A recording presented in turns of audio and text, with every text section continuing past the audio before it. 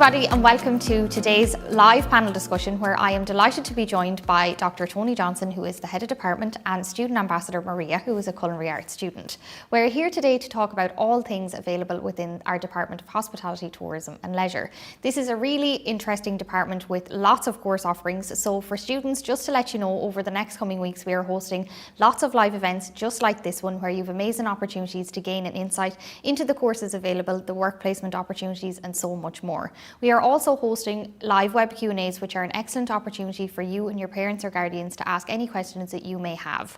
We are also available, for example, through our Ask Us at AIT email, or even you can book a virtual guidance appointment, which is with our student recruitment team, and is an excellent opportunity to get any information about accommodation, student supports, or anything in particular. So welcome to both Tony and Maria today. Thanks for having us here today. Thank you for joining me. How are you, Maria? Yeah, good, thank you. Good. So Tony, do you want to give me a little bit of a general overview on the array of courses available within your department? Of course, Claire.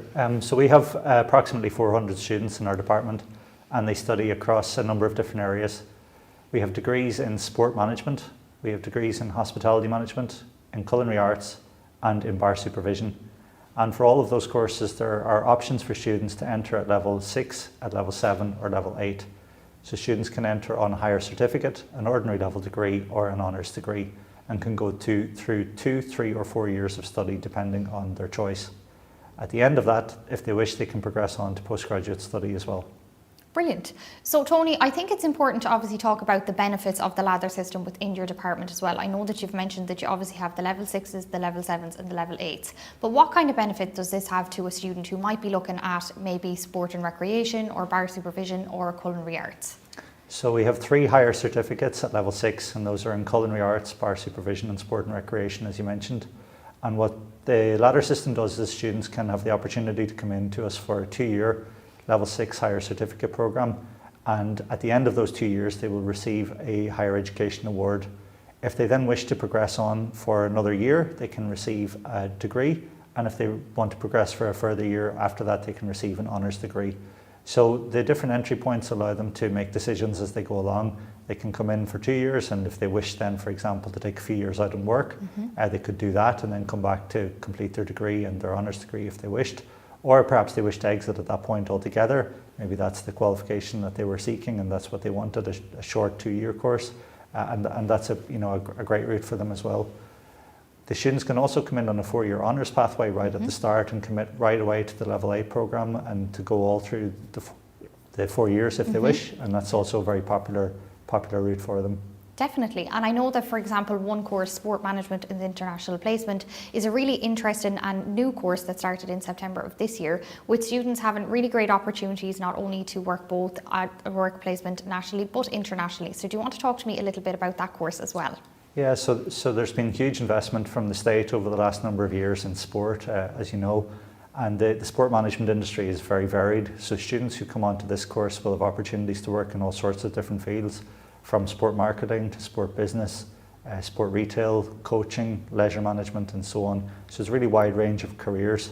And we set the students up for these careers through covering a wide range of business subjects alongside key sporting topics. So they learn about coaching, they learn about leadership, they learn about exercise and fitness, and they learn quite a lot about leisure management as well. And as you mentioned, of course, they have 2 very exciting work placements in this programme. In second year, they have a short national work placement based in Ireland, and in third year, they have a 6-month-long international placement where they must go abroad. And for both those placements, the national and international one, we work with the students to find them a placement that's suitable for them, that's exciting for them, and that will benefit their career and their CV as well. Brilliant. And I know, Tony, that this is not just only in this course, but students have amazing opportunities within work placement in most of the courses within your department. And students also have opportunities to complete work placement both nationally and internationally. So do you want to talk to me a little bit about the amazing links you guys in the department have, both nationally and internationally? So the model I just outlined for the sport management programme is the same model that we have on the hospitality management pathway. So the students who come in on the 4-year honours hospitality management degree take a national placement in second year and an international placement in third year. And the kinds of placements that they go on are based on contacts that we've built up around the world over a large number of years We've had graduates working in all sorts of exciting places in many countries around the world, particularly in the UK, in the EU, but also further afield in the United States, the Middle East, and in China. We have a very international perspective in our department. We encourage our students not only to take international placements, but we encourage them to go on field trips. We take our students abroad very often on short residential field trips. We might take them away for a week to somewhere like Dubai, for example, or to China or to Malaysia. And we also encourage them to enter international competitions and to take Erasmus placements abroad, where they'll spend an entire term studying in another college. And we're very successful with that. We've had hundreds of our students do something abroad in the last 3 or 4 years, obviously pre-COVID. And we hope to to bring those links back very quickly in the next year or two. Brilliant. And Tony, I think it's important when we've mentioned obviously field trips, we've mentioned competitions, and we've also spoke about the ladder system, to obviously jump in and talk to Maria for a second. So Maria has experience in all of those 3 things that we've just mentioned. So firstly, Maria, I'm going to ask you to talk about how did you find the advantages of the ladder system itself? So you obviously came in on your level 6 and you've progressed to your level 7, and you're hopefully progressing on to your level 8 in September. So do you want to talk to me about the benefits that had to you as a student? Yeah, so I was kind of very unsure of what I wanted to do. I kind of knew I kind of wanted to do something with cooking, but I thought I'd be more interested in the kind of baking and pastry side.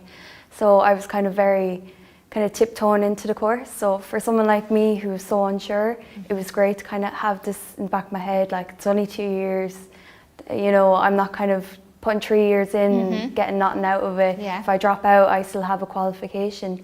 So for someone like me, I was so unsure, it was great that I figured out I did like it and I wanted to progress, and I did. Now I'm on my Bachelor of Arts in Culinary Arts, and hopefully next year I'll get to do the Bachelor of Arts and Bachelor of Entrepreneurship in.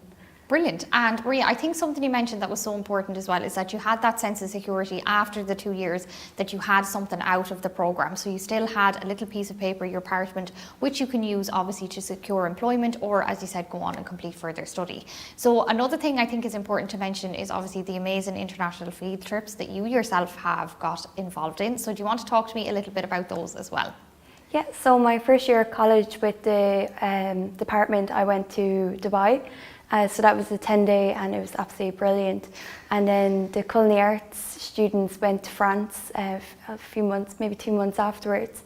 And we got to go to a culinary college over there. And we got to go like foraging, cooking with students, and then we just got to go to amazing restaurants and scenic areas and things. Lovely. And then in second year, I got the opportunity to go to India for a competition. Wow. It was brilliant, and we got to make links with the college, and then the students kind of took care of us very well and showed us around, and we got to see their cuisine, their culture, and how they do things and the way their college is set up. And then I came home for that, and 4 days later I got to go to Malaysia with the department as another field trip, and that was absolutely brilliant.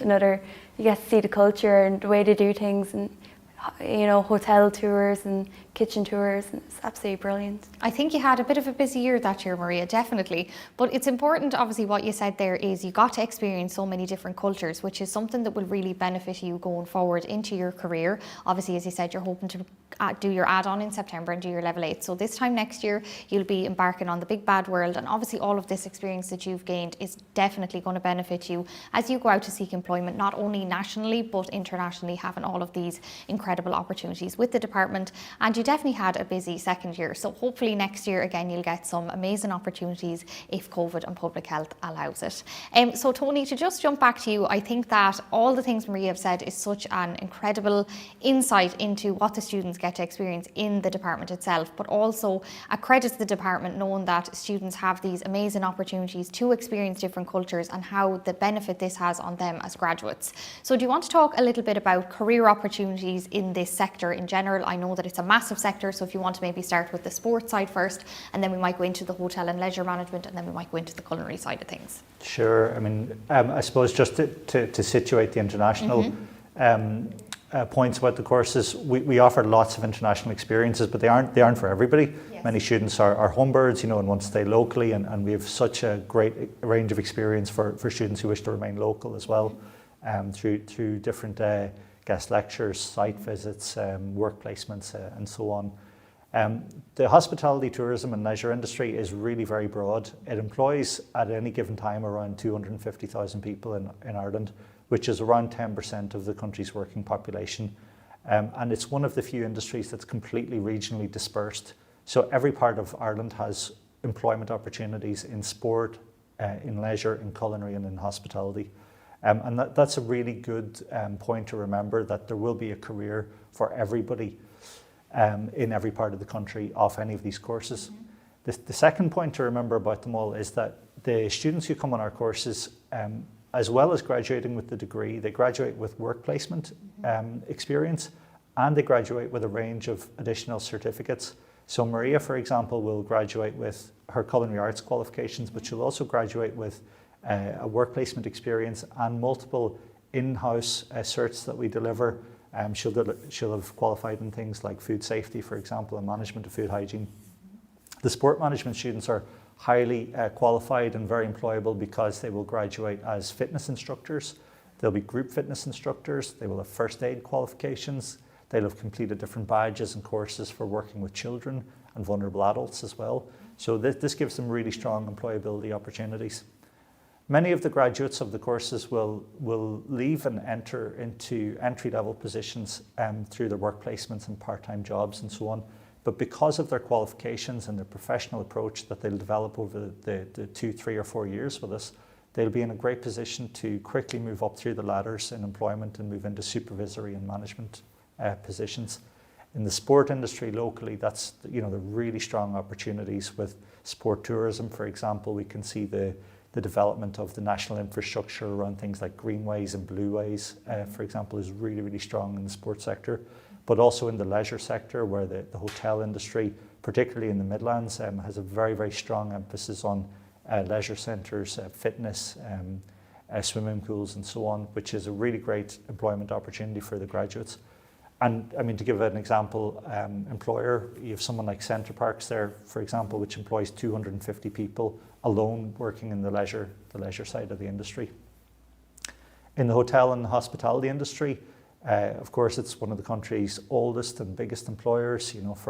For 60, 70 years or more now, it's been a very significant part of the national employment statistics, and it can be quite a lucrative career as well. There's often a perception around hospitality and tourism and culinary that it's not particularly well paid, but it's actually very, very lucrative and well paid, particularly at the higher end as people work up through management posts.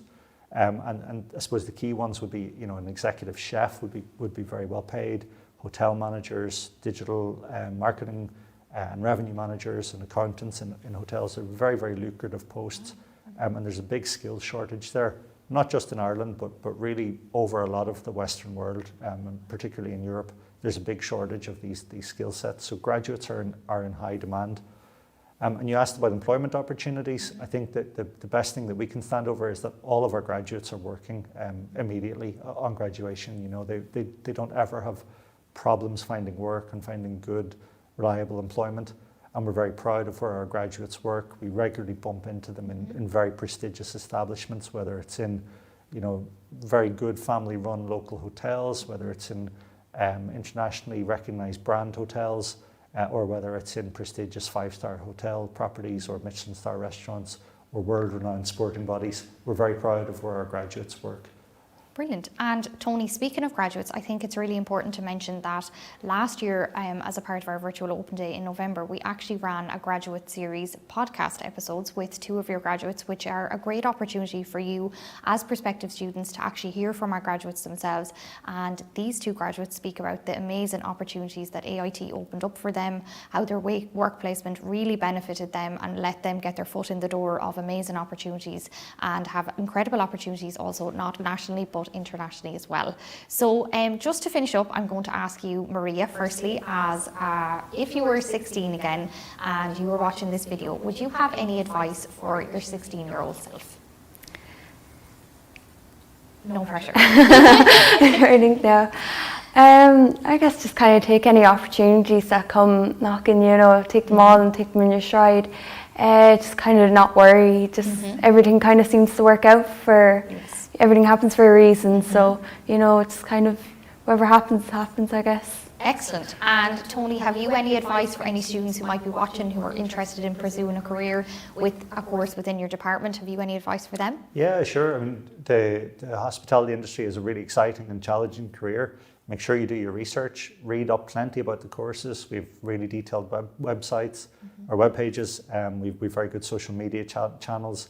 Have a look at the AIT YouTube channel, for example, and look at some of the interviews with graduates and look at what they're doing and listen to what they're saying about their journey from school to college to employment, and think about, you know, what sort of parts of that you would like. So put plenty of effort into research. And when public health allows it, to definitely come and visit the campus as well, to get to know a little bit about Athlone as a town, and to know a bit about the campus is really important, because you're going to spend 2 or 3 or 4 years here. You need to do that bit of research and make sure that, you know, you can see yourself on campus and see how much you'd enjoy your time here. Excellent, Tony. That was a wonderful piece of advice. And also, Maria, you're dead right in saying everything happens for a reason. And Tony, it's so important to actually spotlight the importance of research, which you have. So thank you so much for joining me today on this live panel discussion. Thank you.